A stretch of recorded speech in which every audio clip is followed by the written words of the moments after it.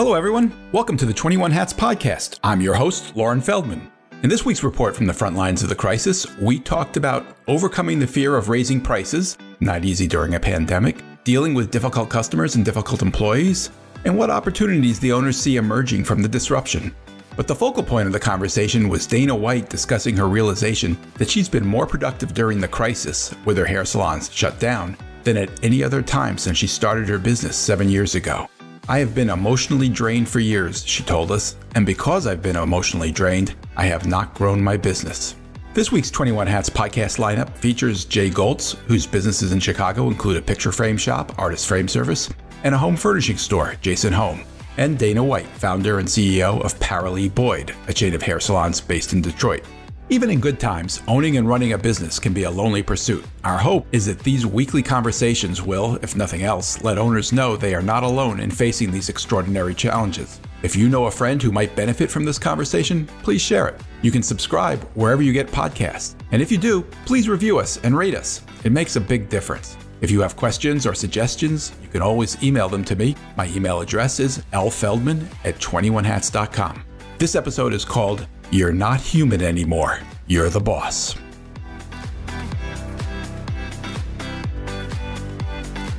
Before we get started, I'm here with Adam Whitty, who is the founder and CEO of Advantage Forbes Books, which helps entrepreneurs write and publish their own books. Adam, I know you think all entrepreneurs should consider writing a book. Why is that? A book is the most powerful marketing tool in the world. It's a way for you to share your story and your company's story without anyone ever feeling like they are being sold to. It builds authority, it builds credibility, it builds expertise for you and your business. Adam, we're recording this in the middle of this unprecedented crisis. Is now a good time to write a book? Believe it or not, Lauren, I would argue now is a better time probably than ever before. Entrepreneurs and business owners have an unprecedented amount of time on their calendar that, quite frankly, they did not think that they would have. We are working with entrepreneurs all over the world who are using this unexpected downtime to create an asset for their business that will pay dividends for the rest of their career. If someone does write a book, how will they know if it's effective as a marketing tool? They use a book as a sleuth marketing tool to generate new customers, to advertise their business, and ultimately to help convert prospects into customers. And for many entrepreneurs, a customer can be worth hundreds, thousands, even tens or hundreds of thousands of dollars. And so one new customer into your business can more than pay for the book. Speaking opportunities, PR and media opportunities, those are some of the other benefits. I know a lot of entrepreneurs who've wanted to write a book and have never quite gotten around to it. How do you help somebody in that situation? We do our best to make it as easy and painless as possible. And we do that by first pairing you with a master book planner who spends some time interviewing you, and those interviews turn into a blueprint for your book. Then we assign a ghostwriter to work with you to ask you questions about that master book plan, to interview you. It's all done over the phone, Lauren, so it's super easy. Those interviews are then ultimately turned by the ghostwriter into the manuscript of your book. If someone wants to learn more, where should they go? We have a free copy of my best-selling book titled Book the Business, and we're offering a discovery consultation to any 21 Hats subscriber that wants to learn more. AdvantageFamily.com/21hats. You heard him. Go to AdvantageFamily.com/21hats to get Adam's book and to sign up for your consultation. Now, back to the show. Let's get started. Dana, we haven't spoken with you in a couple of weeks. What's going on at Paralee Boyd? I've gotten the plans together for when we reopen. I had a conversation with both of my manager and my operations manager about what that'll look like and what that means for the staff, how we'll keep both our staff and guests safe. And I've been working on the growing of Paralee Boyd, which is updating the website, doing marketing as far as, again, meeting my customers where they are, developing a product line of CBD hair growth products because there aren't really that many or at all geared towards. I'm sorry, using what? CBD, which is a it's cannabis. Oh, yeah, cannabis. Oh, I it just didn't make sense to me in the context of hair. What's the purpose of using it in a hair product? So cannabis has a lot of great uses. And so I have been doing my online research and understanding what my market needs. They want their hair to be thick and they want it to grow. And there are things out there for, castor oils and such for growth and thickening, but I wanted to kick it up a notch. So I started doing my research and talking to people who know about the hemp plant. And they said, Dana, cannabis is the way to go, or CBD, which has no THC, so you can't get lifted from CBD. So what I've been doing, and I've been spending time on the phone with CBD suppliers, as well as sources of where I can get the other ingredients in bulk for my hair care products that I'm going to use, and then developing a treatment in the salon for hair growth and thickening based on some of the things we already do. I've also been putting together kits for branding, so that speaking with vendors overseas to determine, what their prices are for paddle brushes, bobby pins, hair clips, everything to make the Paralee Boyd brand. So you can get a nighttime hair care kit that includes a satin pillowcase or a hair bonnet shipped to you at home. We have not gone into the product/retail space. And so my brand is trusted. Women trust Paralee Boyd to come in and get their hair done. And I'm hoping that when we launch these products, that they will still put their trust in that brand, knowing that we can take care of them at home. Dana, would these kits that you're talking about be a kind of a one-time purchase or a subscription? So a little bit of both, right? So the first, you can buy a satin pillowcase or a satin headscarf, but you may need another one, right? And of course, the products will run out. So the hair growth oil, if you still want to keep using it, and the shampoo and conditioners are going to run out. So you can, again, purchase those again. You may buy a blow dryer one time until the blow dryer dies, and you can buy another one. So the subscription idea was brought to me. And I'm thinking about it, but I'm really just focused on what our retail is going to do. And if I'm seeing guests are repeatedly buying products, I will probably turn it into a subscription for those that are interested. Have you thought about the pricing for these kits? I have. And it was funny. I was on the phone with another small business owner last week, and she told me that I was pricing way too low. So right now. That sounds familiar, Dana. Yeah, sounds familiar. Yeah, it's a symptom. So she's, what I'm putting together is, the cost of the CBD, it's the cost of everything, the cost to bottle. And then once I have that price, just kind of running it past some other business owners who have retail and deciding what my markup should be, which is a hefty balance between what my people will pay and the cost to produce it. I just want to not do it too low, which is something I do, and just do it at the right price. Well, since you referred to it, let's talk about that. We have spoken in the past about your pricing of your basic service at your hair salons. As you start to think about reopening, have you given any more thought to how and when you might raise your prices for your salon service? Yes, I have. And the balance right now is not to do it too soon, but don't leave money on the table when it comes to opening. So I think that's a matter of communication with my guest. First, it's a matter as an owner picking a date. And if I've not learned anything during COVID-19, it's picking a date by putting Paralee Boyd first, right? But not putting Paralee Boyd first to the point where your guests think that you only care about Paralee Boyd and you don't care about them.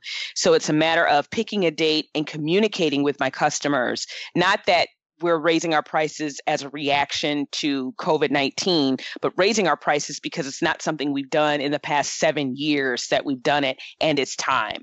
So giving them enough headway to say, and it's not a matter of months, it may not even be a matter of weeks, but communicating to them, these were our plans, and we're going to go forward with these plans on this date.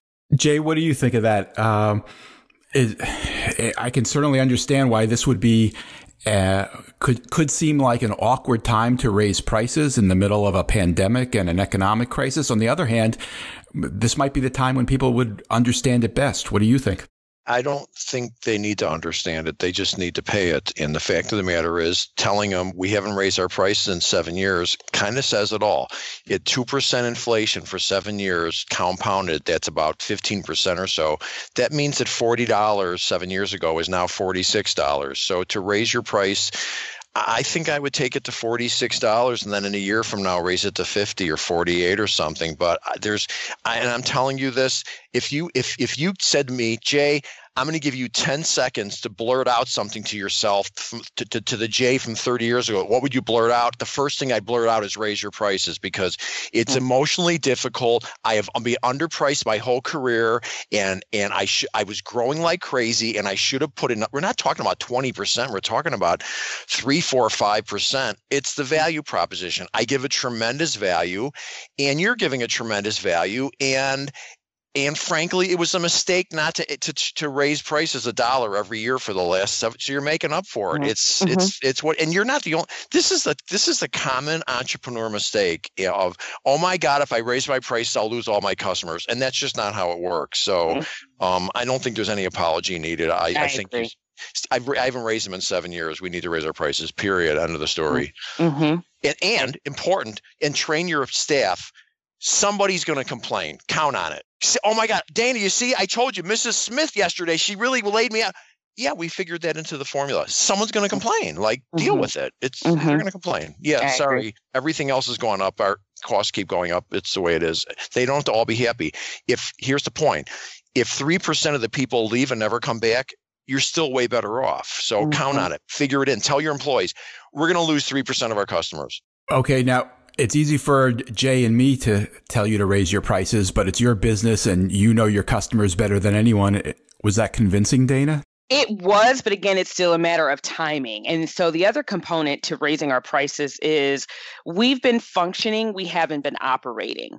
And I just believe that we need to communicate the growth and the changes that we've made before telling the guests that we're going to raise the prices, even though it's just to raise the prices. What I don't want my guests to feel is if I'm getting the same old thing. No, there's been a lot of changes, right? And that's just, again, it's communication. It could go out in an email and then the prices could go up a week later, right?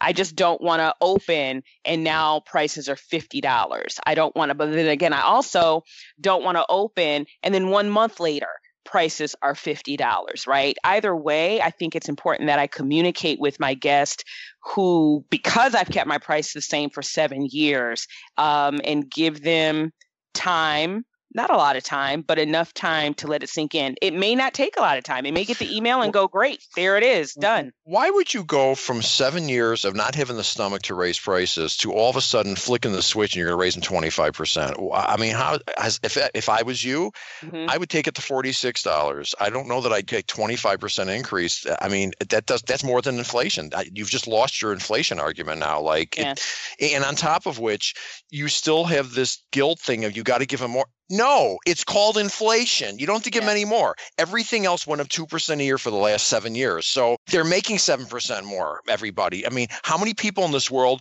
would say, I haven't had a raise in 7 years?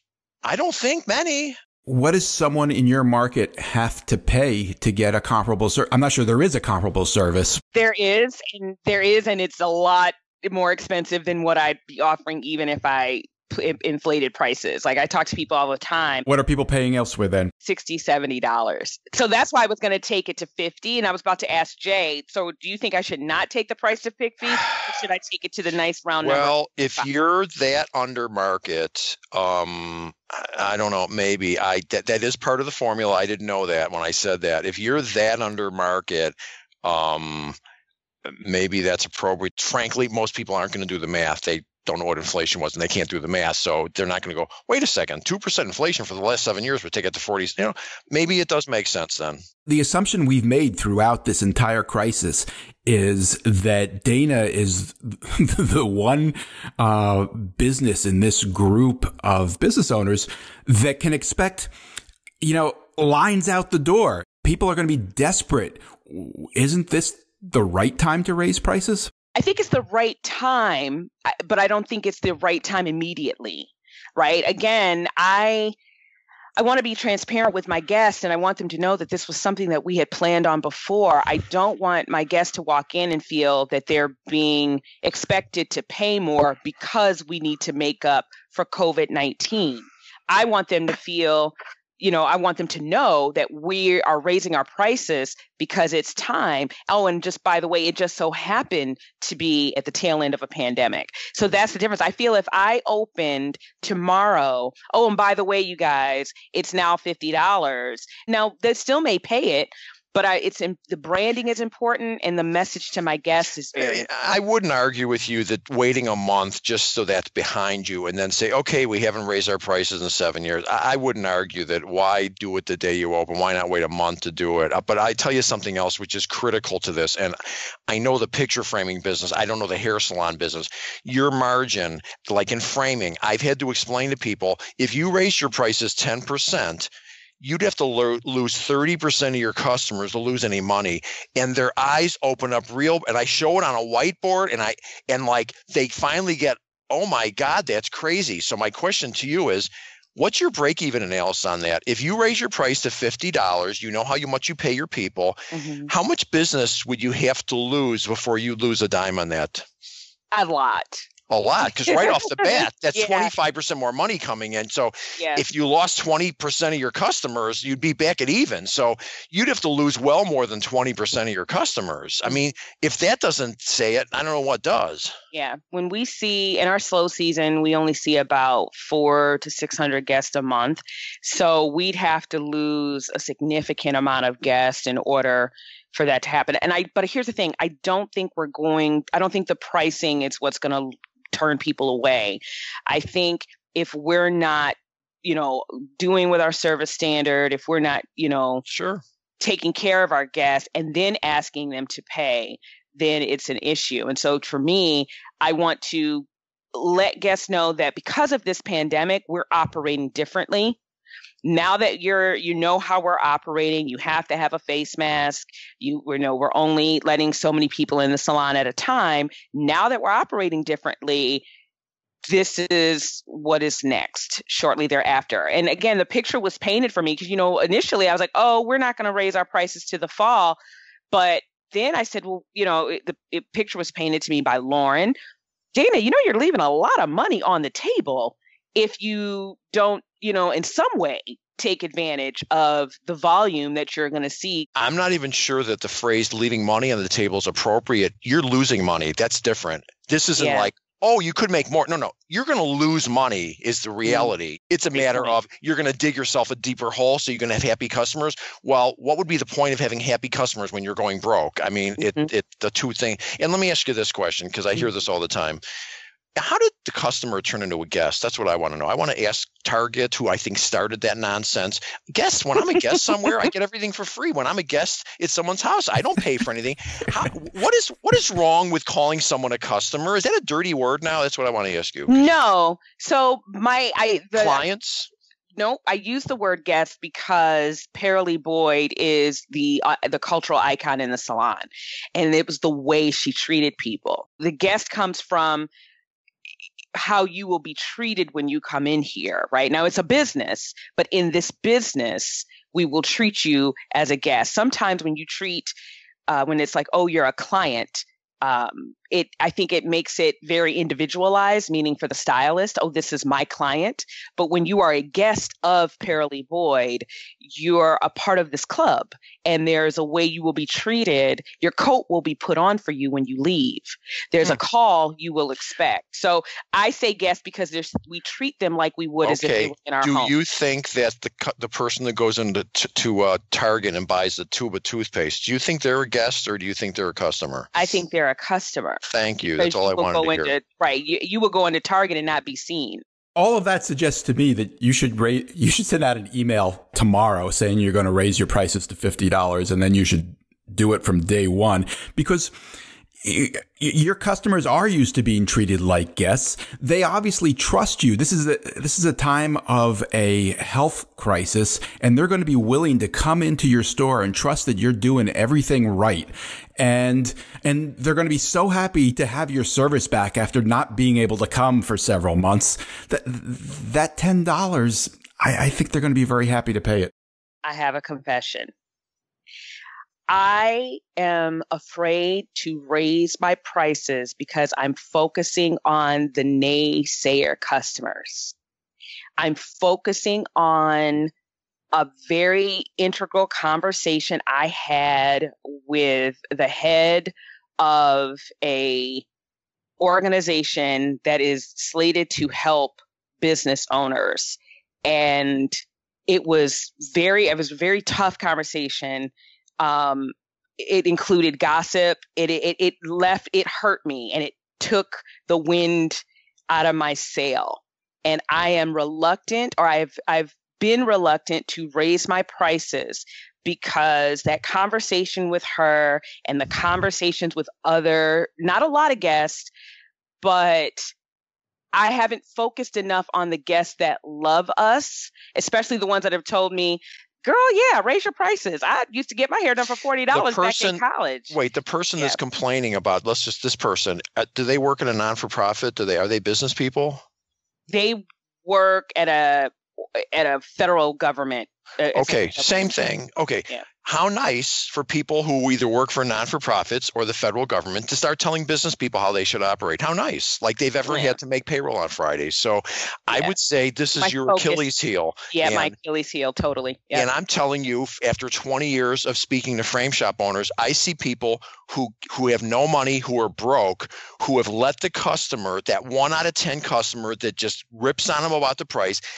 I have watched them ruin their entire life savings, putting kids through college, retirement. I have seen people be slaves to that for 20 years because they've got in their head Mrs. Smith, who said, oh my God, that's too much money.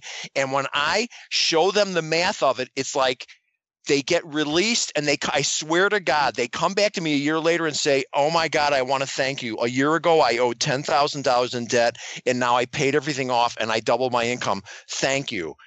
It happens all the time because someone needs to tell them, stop listening to that 1 out of 10. This is it. Like all of we've been speaking about COVID on the podcast and the growth of business owners and the growth of me for weeks. But my one hurdle to get over is I have been emotionally drained for years. Because I've been emotionally drained, I have not grown my business. I've done more during this time to grow Paralee Boyd than I have in the years that I've been working. It's that I was officially open.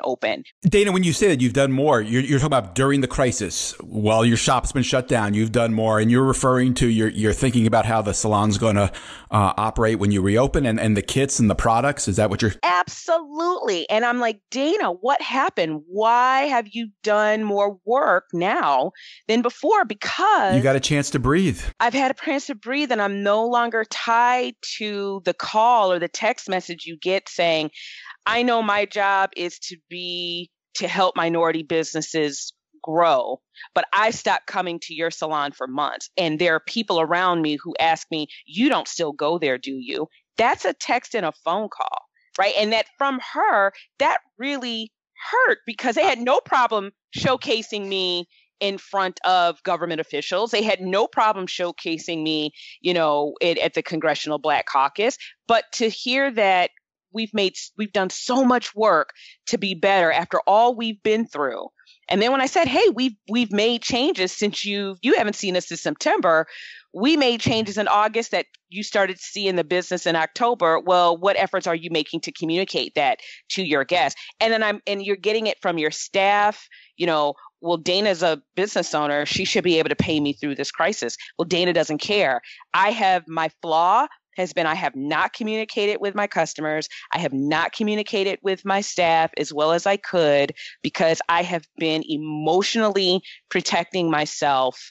I feel your pain. I would imagine that text, that email, that conversation was extremely upsetting, and I'm sure you are accepting responsibility for at least part of it, the communication piece. when you get to the end and you've done everything right with a noble cause, it's like, you know what? There's going to be some people that want to rag on you. But you know what? Here's the best thing that happened to me in all the years of me doing speeches at the Picture Frame Show.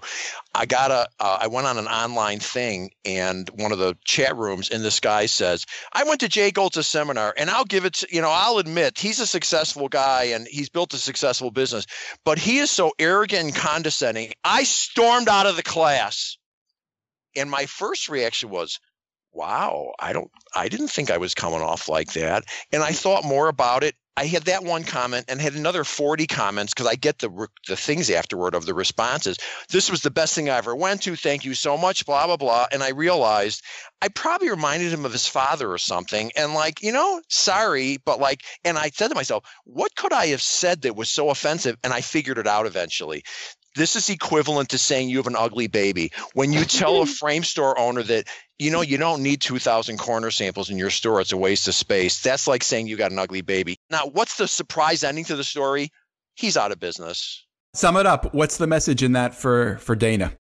The message in that is you can't let the one or two or three people get in your headspace. Yeah. And if there's anything to what there, listen, it certainly made me think about it. And I did. I am more careful now of trying, I am a little careful now of don't sound arrogant, like you must not know what you're doing. And it helped a little bit. But in general, what the hell was that? He stormed out mad? But in your case, the person that complained, is it a fellow business owner? No, she works for the federal government. Oh. But even, and that's the thing, I've had fellow business owners, and that makes it worse when they'll say, I'm not impressed with your receptionist, as if impressing you is a KPI, right? As if impressing you. Well, now there I got to take a line, though. I got to tell you, there's probably something wrong with your receptionist. They're trying to be kind to you. But the receptionist probably has an attitude or something. Why would someone say that to you? But that's what I'm saying. Come to me with a specific instance. Don't come to me, well, I'm not impressed. Well, tell me what happened. Did you ask him what happened? Yes. And then it was also the end of the text message. Oh, and by the way, how's that expansion going? And it wasn't a question. It was she ended it with a period. And I was just like, you know what? Wow. Yeah. And so that's what here's my in short, I'm saying negativity can be very negative. And I'm focusing on the people that have been negative, which I believe that have been hurtful, which I know to have been hurtful and not productive.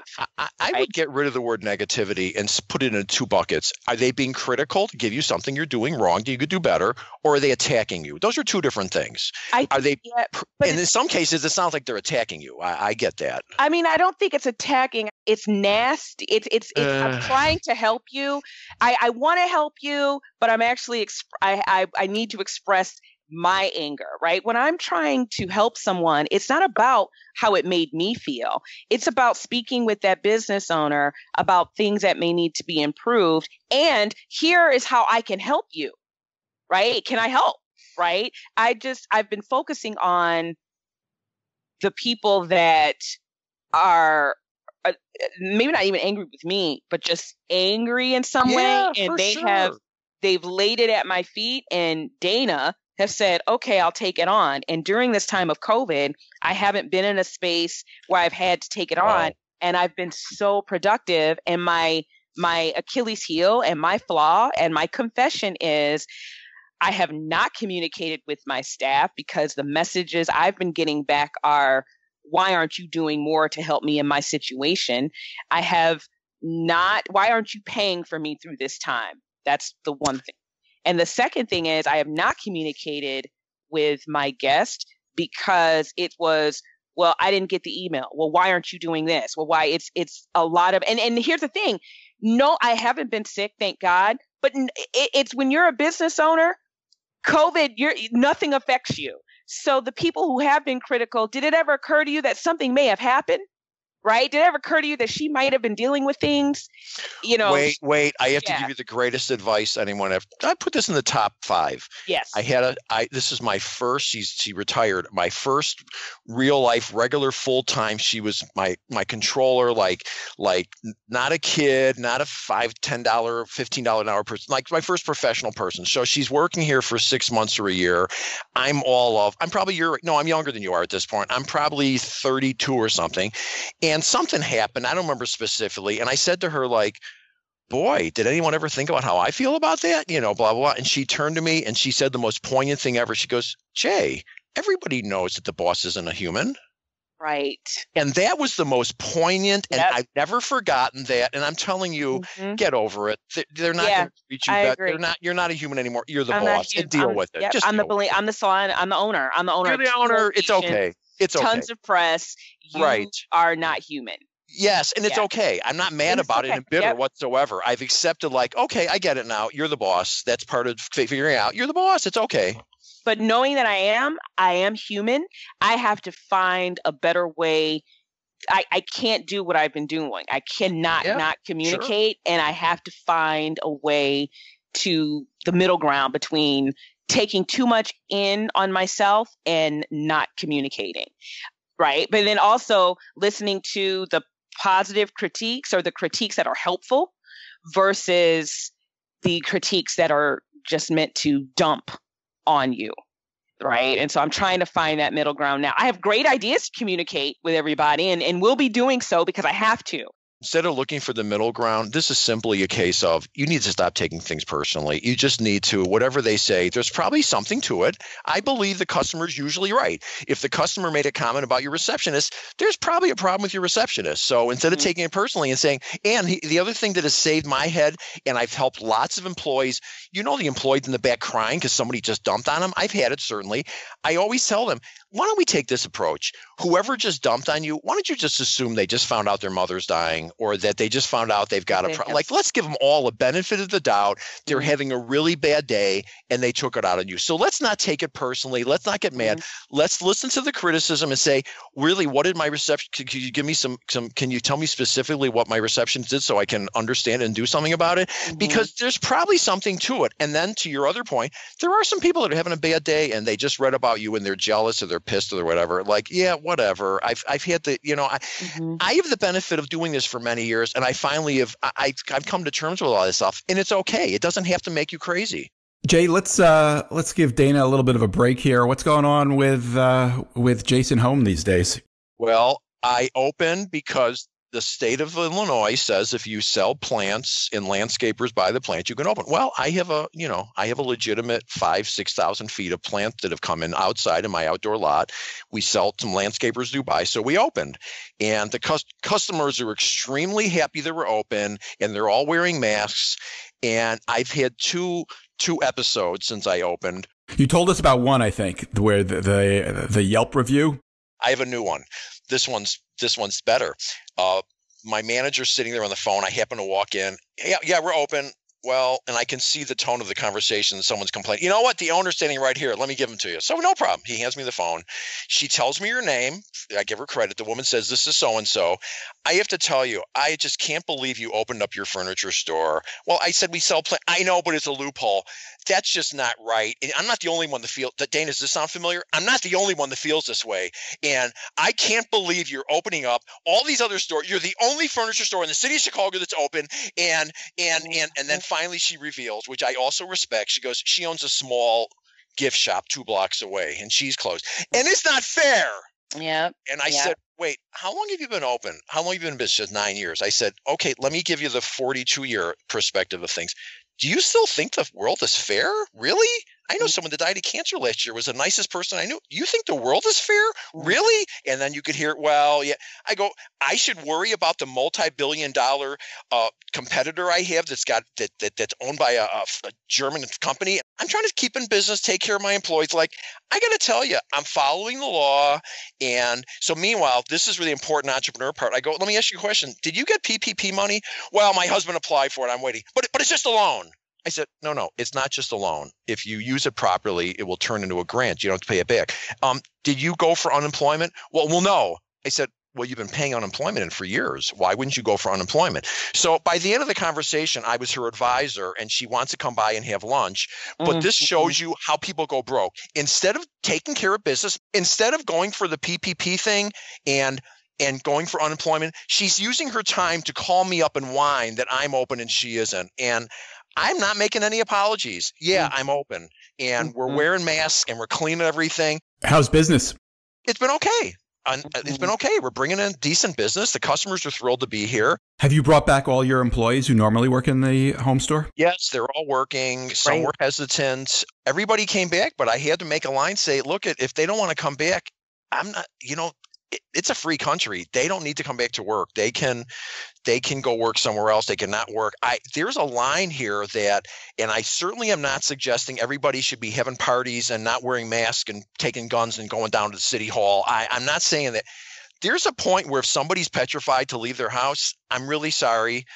That's a personal choice of theirs. I can't keep this job open forever for them. I can't. And that hasn't turned into a case, but I was prepared if it did.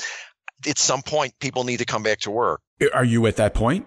I think we decided we'll give it till the end of the month when the whole state it was officially open. But if somebody on June 1st says they're not coming back to work, I'd have to say, thank you for your years of service, but we're going to have to replace you. I actually have an obligation to customers to have a human being working here to take care of them. I can't accommodate. Would you do that with an employee that you had for 10 years and really liked? Well, what are my choices? Not have anyone work here? Now, let me make it a better question for you, Jay. If they were over 60 and okay, I do have a guy who's my oldest employee next to me after me. If he wants another couple weeks, I'll absolutely work with him on it. But and he's been with me since 1986. So it's not a black and white thing. If he has a legitimate thing or if they got a heart condition, I certainly will. It's not black and white, but if I got someone who's 32 years old, who's afraid to leave the house, that doesn't have a medical condition, doesn't live with an old person, what am I going to do? Just, okay, everybody, you just stay home. I'll take care of the customers all myself. I mean, there's a point to where you got to take care of business. So luckily I haven't had to deal with that. All right, so does that mean taking them off unemployment if they're… I've taken everybody off unemployment. I got the PPP money. Everybody's off unemployment now. And I will tell you, I have lots of employees. This was the lottery for them.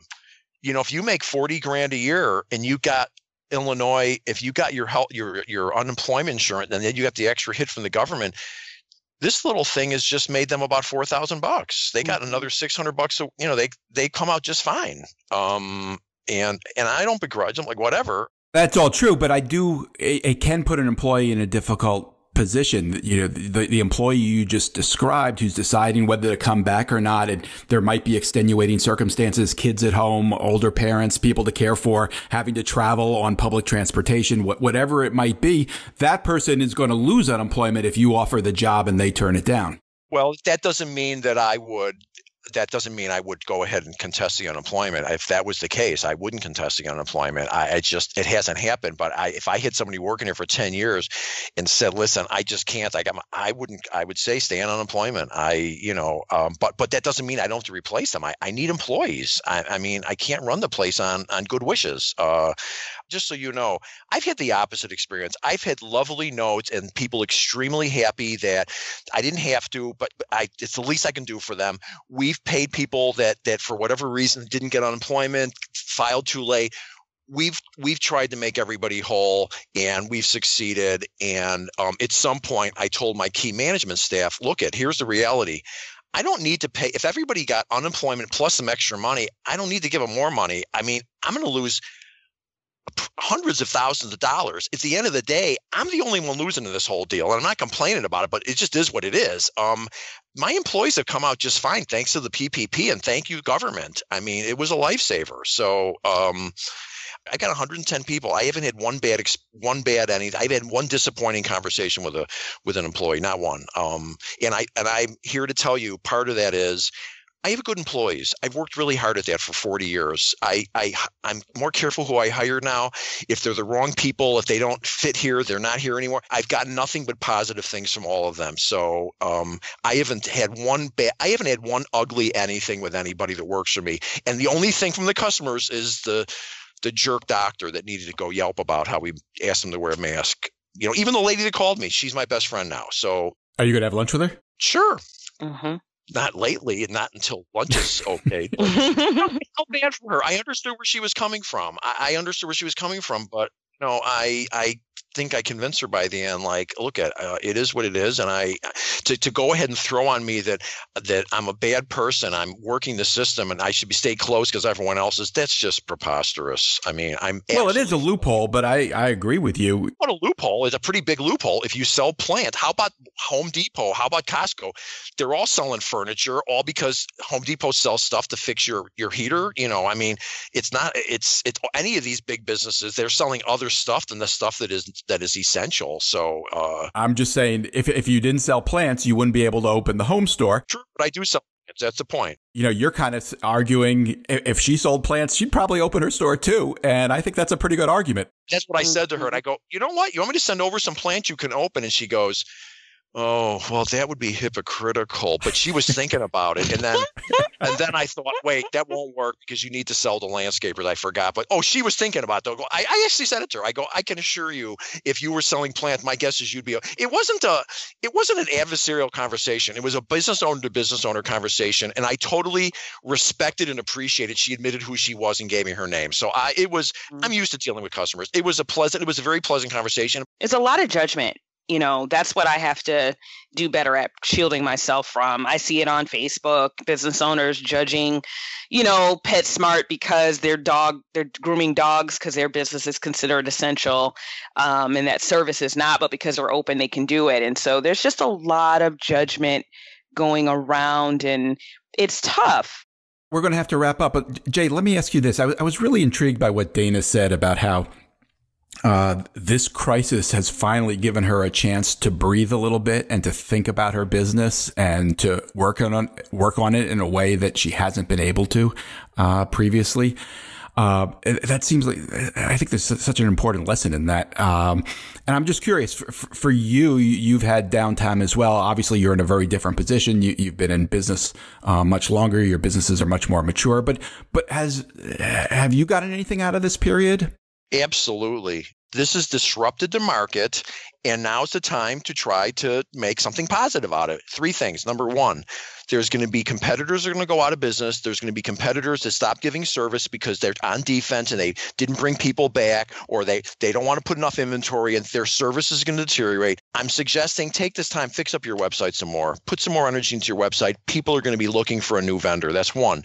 Number 2, there's going to be some key employees out there that got laid off that aren't happy with the way their boss treated them. This might be an opportunity to pick up an employee who might not have even thought of working for you before. And maybe it's time to put an ad out there and look for them, or call someone that you've had conversations with. There's absolutely an opportunity to pick up some people.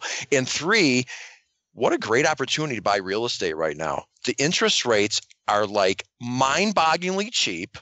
And there's building owners that want to go hide under the table and get rid of their property. And that's what I did in 2008. I bought a huge building for a cheap price. And you know what? I got to tell you, I did the guy a favor. I got him off the hook. It worked for everybody. If you've been thinking about buying real estate, I know this is counterintuitive. Now might be the time to do it because it's on sale, and the interest rates are dirt cheap. And SBA loans are the greatest thing ever the government has ever done. SBA real estate loans in particular, you're referring to? Yeah, for 504 loans where the bank takes part of it, the SBA takes part of it. It's a tremendous thing. And so now's the time. I'm suggesting there's a point to where you got to get off defense and get on offense if you can. I think if you can is important. There are a lot of people who are just trying to make it till tomorrow. Yeah. I understand that. I'm just saying if you can, but in some cases, you could go fix your website up. I mean, that doesn't just change the copy, change what's on there. That doesn't cost any money. I think everybody can at least work on their website. I don't think most people don't think they have a 10 website. They'd say, well, it's not bad, but I'm working on it. Well, now's the time to really work on it. Put some more energy into it. That's what I'm doing right now. I'm working on my website. But I will say that I have to push back on you a little bit, Jay, because working on a website is free if you know what you're doing. Right. And for me, working on my website isn't going to be free. Well, part of it's free, though. Yeah. Writing the copy is free. The content is free. Like Are you suggesting that I'm coming off arrogant and condescending? No, I'm all right. Not at all. Certainly, you're right. If you want to redo your whole website, that's a whole other animal. But I'm talking about just changing some of the copy on it and doing the light stuff. But you're right. If you want to really redo it, that's going to cost some money. But most people can go work on. I go on some websites and I see their blog post is from 2017. Like, it doesn't look good. If nothing else, take the date off. Seriously, if nothing else, just take the date off. I mean, I read websites all the time. I think to myself, wow, you put that on your website? I mean, stuff that just doesn't have any relevance. That's why I want to do business with you. Dana, last question. Did this conversation make you feel better or worse? Much better. I just have been focusing on the wrong thing. I had the opportunity to speak with a business consultant here in Detroit, and he said the same thing. You're focusing on the wrong thing. And I think even though I know I'm focusing on it, I've been hurt. I don't mean to sound like a wuss, but I've been hurt, and I've been productive by not being as exposed to that hurt. And I need to, put my big girls on and be probably pleasantly surprised at that people will respond to me better, right? That once I put myself out there, but I've been baby steps to putting myself out there because I've been hurt. And this conversation has again reiterated to me, hey, you got to do what you got to do. You're a business owner. And since I'm not arrogant and condescending, I absolutely can appreciate how painful that must have been to have women that you respected, that have been helpful, rip into you. Because I've never had that. I can't ever think of a situation where I've been in that situation. And you're getting a lot more PR than I got when I was at that stage. So yeah, you have absolutely been vulnerable. But I'm telling you, it's about just saying to yourself, you know what? I'm just trying to do a good job and take care of my clients, or your guests, excuse me, take care of my guests, take care of my employees, and just shake it off and say, okay, part of the program and dealing with it. And I think I know you're coming to that. So good for you. Yeah. And the pricing will go up. Yeah. The pricing will go up. All right. That's what we wanted to hear. My thanks to Dana White and Jay Goltz. Once again, you guys have kept it real and shared things that you very rarely hear business owners share. I really appreciate it. Thank you for taking the time. Thanks for listening, everybody. This episode was produced by Jess Thuberon, founder of Blank Word Productions. Remember, we started the 21 Hats podcast to help business owners feel a little less isolated, to let them know they aren't the only ones fighting these battles. If you got something out of this conversation, please help us reach more people. Tell a friend, subscribe and review us wherever you get your podcasts. Follow us on Twitter at 21_hats. And let me know if you have a question or a comment or a topic you'd like us to cover. My email address is lfeldman@21hats.com. See you next time.